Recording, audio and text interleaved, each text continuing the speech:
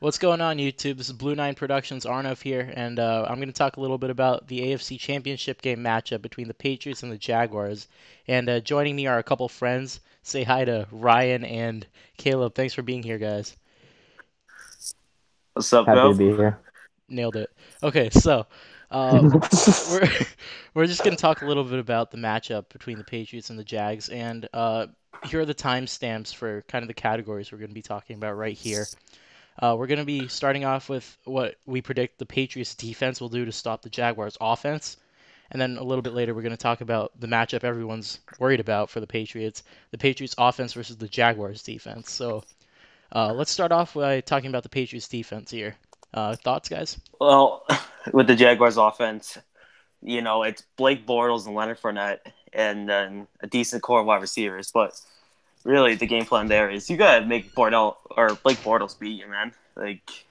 Yeah, yeah, and I think that's kind of the way the Patriots are going to approach this. Same way they did it against Derrick Henry and the Titans. And actually, I think the game plans are going to be really, really similar. So I actually covered the Titans game plan in a little bit more detail in a previous podcast. I'll put the link to that in the description below. Check it out if you wanna learn a little bit more about how the Patriots stopped the Titans, because that's basically what they did. But in summary, they basically played something called true one gap defense, where they're loading the box and every player is responsible for a single gap. And what that does, that kind of avoids a lot of miscommunication, and it forces Mariota to make a play. In this case, it's going to be Blake Bortles. He's going to be forced to make a play. As I'm So looking at the statistics, the statistics here for the Jaguars offense, they have 21 passing touchdowns to about 3,500 yards with 13 interceptions, and on rushing, they have 2,000. They have north of 2,000 yards rushing and 18 touchdowns. It seems to be that they are more of a ground attack team than a passing attack team, yeah, definitely. or they're more productive in the rushing game. Yep. And today, the Jacksonville Jaguars beat the Pittsburgh Steelers. They were dominating for most of the game, which the score doesn't really show. They were up by 21 points at one point. Oh well, And I mean, the way the Pittsburgh Steelers defense kind of collapsed against the Jaguars was because Leonard Fournette got going early. He had, I think, by the time his ankle got injured in the second or third quarter, he had 6.8 yards per carry. And at that point, once that starts working, you can run bootlegs, you can run play actions. Blake Bortles can run himself. He's been showing that he's kind of mobile as well. And at that point, that becomes a really big issue, being forced to keep contained or being forced to constantly look out for those play actions. And that's actually kind of how you beat the Patriots. Again, I talked a little bit more about that in my previous podcast. You want to beat them, you got to lock down the receivers as well, though, because they Hmm. got good core wide receivers. Even with Allen Robinson down, you got Keelan Cole, this undrafted rookie. He's coming out on the scene, and he's just going off. Hmm. Like you got to stop this dude. You got Allen Hurns, who's always been a serviceable wide receiver. He's good. And then you got, one of their weapon X's in D.D. Westbrook, Yeah. who's who was the Blitnikoff winner, I believe, last year in college football. So, he's an absurd talent. He's been balling out. But, yeah, if you want to shut down the weapon X with D.D. Westbrook, you need someone like Jonathan Jones locking them down. And actually, Jonathan Jones got injured last game, so we don't know if he's going and to who knows play. what his Yeah, that's true. with I'd like to add to the weapons that Ryan was talking about. Hmm. Their leading receiver in touchdowns was tight end Mercedes Lewis That's with five interesting. touchdowns on the year. And actually, a friend of mine texted me. He's like, "Who do you think is the Jaguars' best receiver?" I'm like, "Whichever receiver Malcolm Butler's covering at this point." So Malcolm Butler struggled a lot down the stretch, and I think I think if the Patriots want to win this game, Malcolm Butler's gonna have to step it up big time. He's been allowing a lot Oh, of yeah. big plays past him. I think Eric Decker and Corey Davis were finessing him like crazy. I Yeah, would like to add on to the Malcolm Butler talk. Yeah, Um, Ever since it seems like that Miami game when he was covering Jakeem Grant and he was getting burned down the side yeah. all game long. When he got mossed by the 5'10" receiver. he's 5'6", actually. Five. Jeez. Yeah. So I think Butler really needs to get the mental game together because it seems like since then he's really struggled covering faster receivers like somebody like a Corey Davis. Yeah, yeah, definitely. Yeah. Problem with Butler though is his confidence And just shook. Like after the whole Gilmore signing and him wanting to go to New Orleans, but Yeah. Belichick being stingy, I mean, he's yeah, certainly not helping his case here if he wants a big contract, just saying, yeah. but Like, dude, you could have gotten paid, man. yeah, I mean, there's always a special place in my heart for his play in Super Bowl 49, but at this point it Oh seems like yeah, he's regressed a lot. The thing with Butler is he works in waves. So occasionally he'll play really good and when he gets some momentum, he's elite. oh Like yeah. for example his game against OBJ, that one game in 2015. That game is insane. It was insane aside from one freak accident play where OBJ went off for an 87-yard touchdown because Devin McCourty ran into Butler. Aside from that one play, Exactly. Butler was locking down OBJ left and right. You could tell he reviewed his film, wasn't biting on the double routes, wasn't overreacting, taking harsh angles. He knew what he was doing, and if Butler can get to that Yeah. level of play again down the stretch, I think this Patriots defense is really something to be feared. So so let's looking shift gears here and let's start talking about the real matchup here, the Patriots offense going against the Jaguars defense here.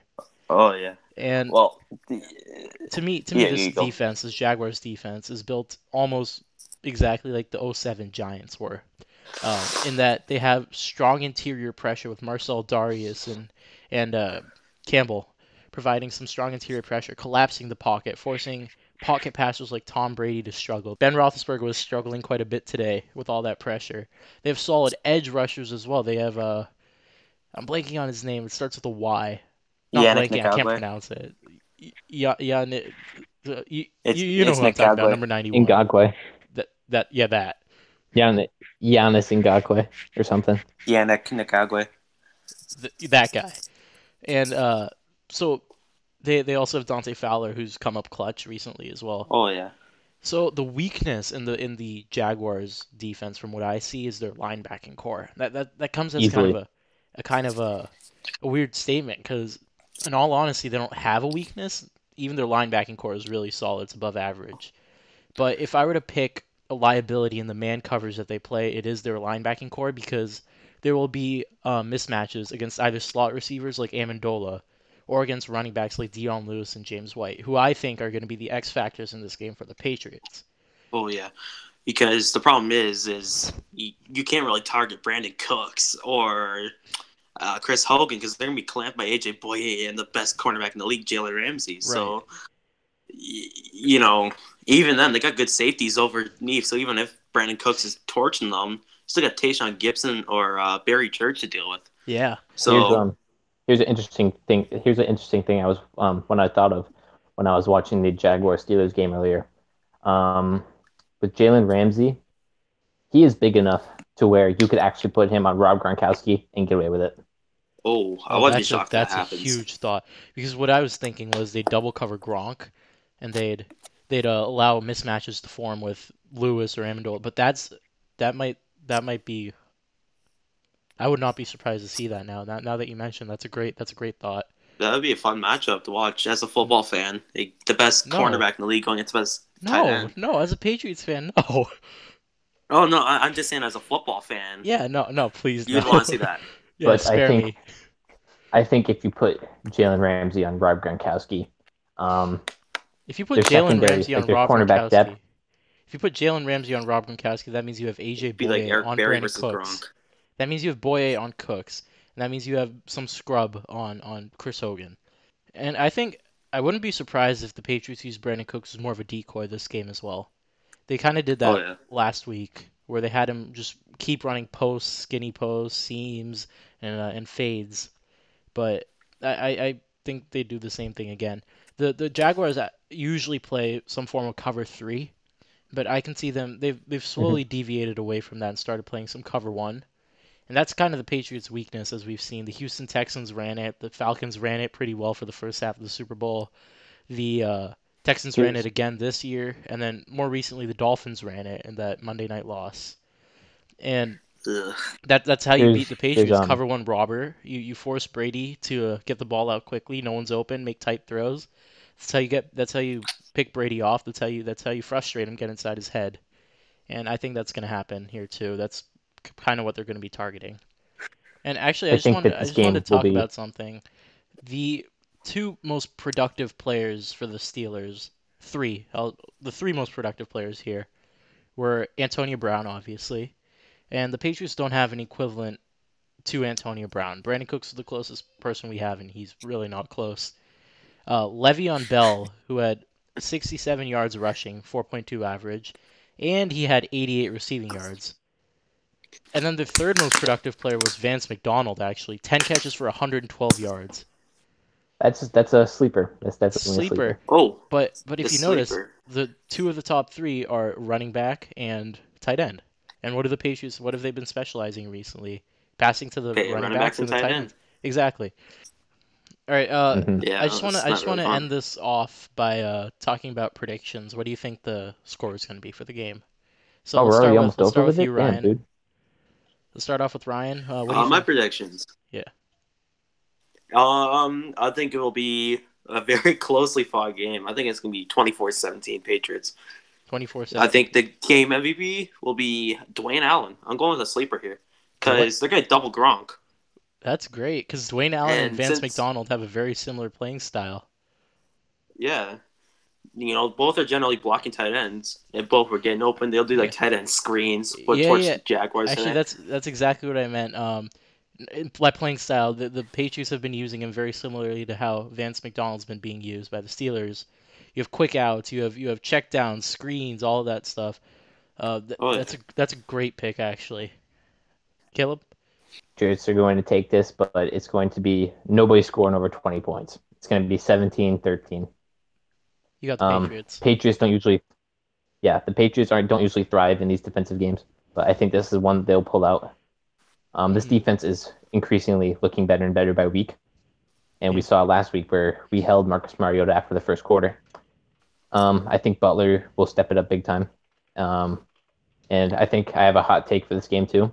Hmm. Um, James Harrison is coming away with 2 sacks and 3 tackles for losses in this game. He's going to be the X factor. James Harrison being the X factor is kind of what I was leaning towards as well, but for diversity's sake, I'm gonna say the Patriots come out and surprise everyone. I think after this whole Wickersham article and after all this controversy, right now people still think the Jags are gonna beat the brakes off the Patriots here. So Oh, I think the Patriots are still coming into this game with an underdog mentality. Brady's got something to prove. I actually see the Patriots putting up like 30 on them. So I'm gonna go Okay. 31-17 Patriots here.